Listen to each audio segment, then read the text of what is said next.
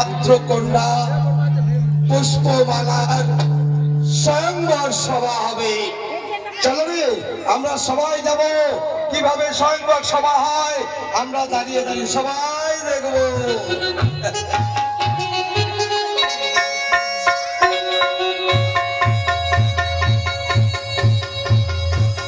এই তো সুন্দর স্বয়ংবর সভার আয়োজন করেছি।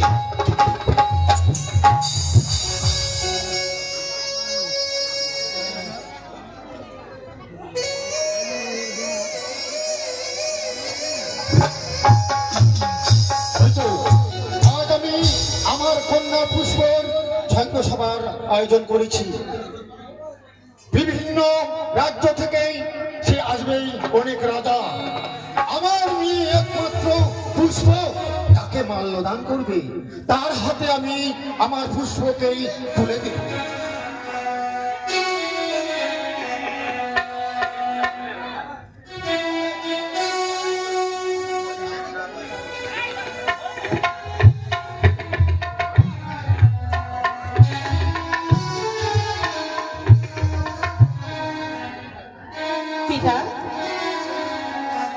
লক্ষ টাকা ব্যয় করে আপনি স্বয়ংবর সভার আয়োজন করেছেন। দেশ দেশান্তরী থেকে হাজার হাজার প্রজা এসেছে আমাকে বিবাহ করবার জন্য। হ্যাঁ পুষ্প, কিন্তু পিতা, আমি যাকে খুঁজছি সে তো এদের মধ্যে নেই। এদের মধ্যে নেই?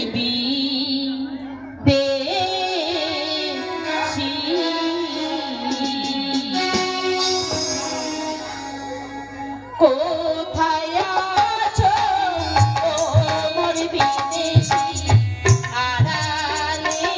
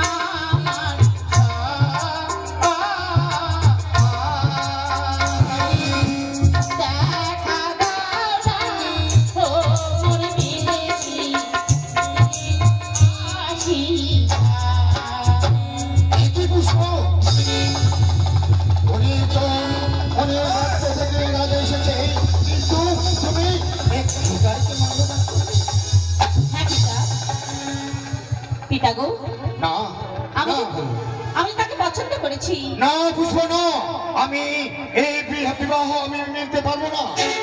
কেন পিতা, কেন নিতে পারবেন না? পিতা, তার আগে বলো তো তোমার পরিচয়। আমার পরিচয় বেশ, আমার পরিচয় আপনাকে দিচ্ছি।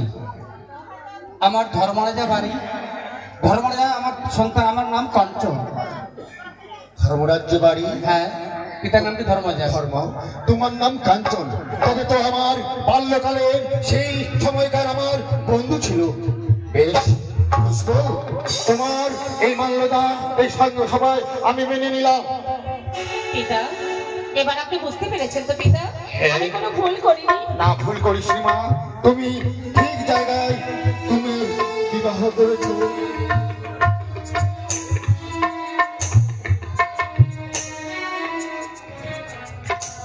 আসো কাঞ্চন, আসো পুষ্প। আজ থেকে কাঞ্চন আমার পুষ্প নিয়ে সম্পূর্ণ দায়িত্ব তোমাকে হাতে তুলে দিলাম। কথা দিলাম পিতা, জীবনে মরণে আমার সঙ্গে সবসময় থাকবে। বেশ,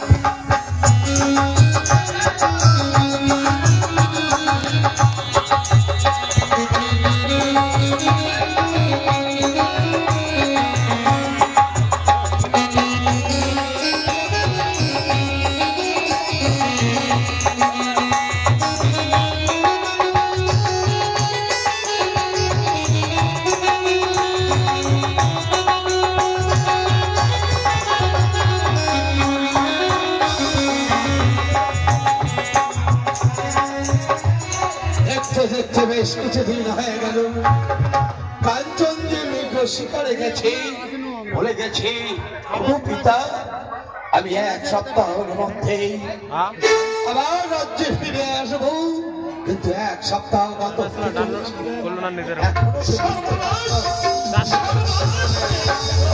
এই সর্বনাশ হয়েছে চন্দ্রশেখর। আপনার আদেশে আমি আমার ভাই কাঞ্চনকে নিয়ে মৃগ শিকারে যাচ্ছি। মহারাজ আজ রাত সবাই প্রকাশ করে বলতে আমি বরং ভয় পাচ্ছি। যদি একবার ভয় নিন মহারাজ, আমি আপনার কাছে প্রকাশ করে বলবো। চন্দ্রশেখর পূর্বে কোনদিন আমার সামনে তুমি দাঁড়িয়ে বলনি যে আমাকে অভয় দিন, এত গুরুত্বপূর্ণ কথা। মহারাজ বেশ এক এক করে আপনার এই রাজপ্রাসাদ, এই রাজ্যে আমি 25 বছর ধরে চাকরি করছি মহারাজ। কোনদিন মিথ্যার আশ্রয় নিয়ে মিথ্যা কথা বলিনি। তাই তো তোমায় আমি বিশ্বাস করি। তবে মহারাজ মৃগ শিকারে গিয়ে কাঞ্চন যে আপনার অসাঙ্গা দেশে বিবাহ করেছে। অসম্ভব! এ কি বলছে চন্দ্রশেখর? এ আমি কোনো মুহূর্তে আমি মেনে নিতে পারি না। আজ বংশের আপনি আমার কথা বিশ্বাস করুন মহারাজ। চন্দ্র সূর্যকে সাক্ষী রেখে আজ আমি বলছি মহারাজ, যদি মিথ্যা কথা বলি আপনি আমাকে শাস্তি দেবেন। আপনার দেওয়া শাস্তি আমি মাথা